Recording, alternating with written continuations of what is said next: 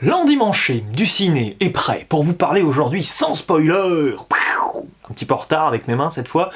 Le Malcolm et Marie, un film réalisé par Sam Levinson avec seulement 2 personnes au casting. Et oui, aïe aïe aïe, ça veut dire que le budget serait-il passé dans ces 2 attrape-monnaies, à savoir John David Washington, que nous avons vu dernièrement dans Tenet, le pauvre, et Zendaya qui est la MJ, à savoir la copine de Spider-Man dans les films du MCU de ces dernières années. Bien.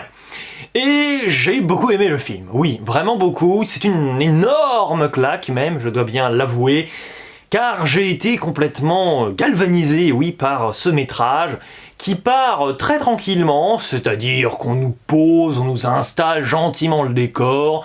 Nous avons donc ce fameux couple, il y a notre cher John David Washington qui a réalisé un premier film et qui l'a présenté lors d'une avant-première, manifestement, et nous retrouvons donc sa copine qui l'a vu donc aussi ce film, enfin qui l'a vu, qui l'a même aidé pour le film, mais qui n'a pas obtenu des remerciements. Or, c'est là que commence cette embrouille qui s'apparente de prime abord à une broutille, ce qui fait que lors des 30 premières minutes de film, j'étais sérieusement là en train de me questionner et à me dire que ce n'était qu'une série d'enfantillage sans aucun intérêt quelconque, mais je me suis fait moi-même piéger par ce métrage qui révèle en réalité le sujet central, à savoir le cinéma. Le cinéma nous apparaît au début comme un artifice, c'est-à-dire vraiment un élément mais complètement secondaire à l'intrigue, qui n'est là que pour être un prétexte à des disputes à répétition entre ces 2 personnages. Mais non, en réalité on comprend très rapidement par la suite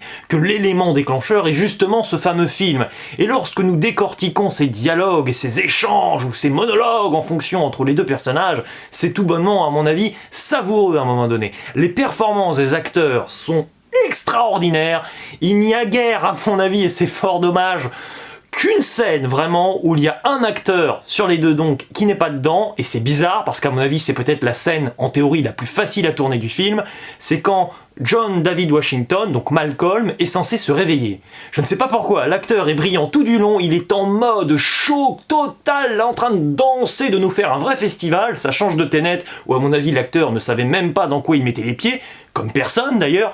Ici, il s'éclate, ça fait vraiment plaisir. Et donc oui, cette fameuse scène où il est censé se réveiller, il a pas bien joué, c'est quand même bizarre, donc ils auraient mieux fait de donner un somnifère à l'acteur. Allez, bois ça, enfin mange l'asperge, le somnifère, asperge, je sais pas si ça se dit, absorbe plutôt le somnifère et hop, on va te filmer quand tu te réveilles, parce qu'il sait pas jouer à un moment donné, donc c'est l'espace de 10 secondes, mais le reste du temps c'est impeccable. Zendaya, génial, hein, savoir, elle a un regard à chaque fois extraordinaire, c'est-à-dire qu'elle a toujours très mauvaise mine cette actrice, c'est terrible. Et voilà, et elle a un air totalement cynique, bon c'est extraordinaire, franchement c'est extraordinaire, l'alchimie fonctionne mais du tonnerre, c'est extraordinaire, vraiment. Peut-être que le défaut consiste malheureusement en l'absence de musique, je ne comprends pas trop, alors on essaie de nous rajouter de la musique intra-diégétique avec des transistors qui... je sais pas, qu'on retrouve un petit peu partout dans la baraque, j'avoue que j'ai pas trop de délire, et je trouve malheureusement que la musique n'arrive pas à appuyer, à accentuer les très bonnes performances des acteurs. En même temps, j'ai envie de dire, ils n'ont même pas besoin de musique pour s'en sortir. Bon, par moment, l'absence de musique, c'est pour nous montrer un peu, voilà, oh, le sujet est très cru, bon, d'accord, mais ça manque un petit peu de cela derrière, mais l'essentiel est bien ailleurs, j'ai totalement cru en ce que j'ai vu.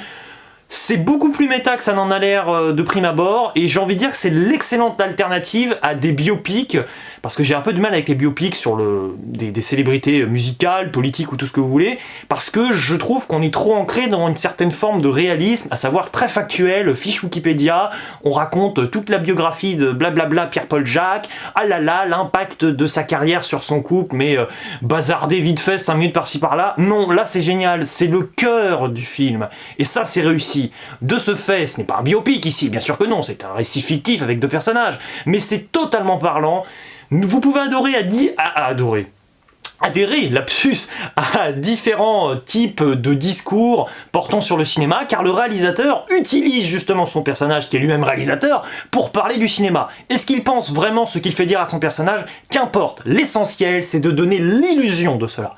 Donc, merci bravo! Si vous l'avez vu, n'hésitez pas à me donner votre avis dans les commentaires, et si vous ne l'avez pas vu, foncez, parce qu'à mon avis, là, on tient l'un des films de l'année. Et yes, moi je suis content. Ciao, à la prochaine!